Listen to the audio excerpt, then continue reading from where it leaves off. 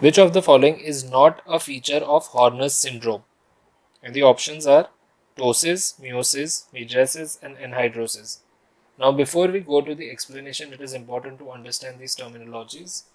The first one is ptosis. Now, ptosis means droopy eyelids.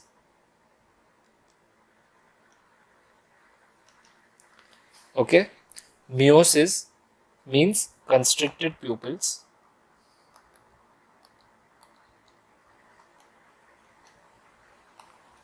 Mydriasis means dilated pupils. And anhydrosis means failure to sweat.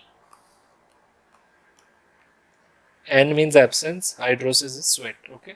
So as you can see, of the four options here, two are completely opposite of each other, that is 2 and 3.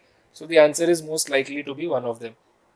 So talking of Horner's syndrome first, what is Horner's syndrome? Horner's syndrome is a condition because of sympathetic nerve supply to one side of the face. Okay, so this is a neurologic condition and it is characterized by three things: meiosis, ptosis, and anhydrosis.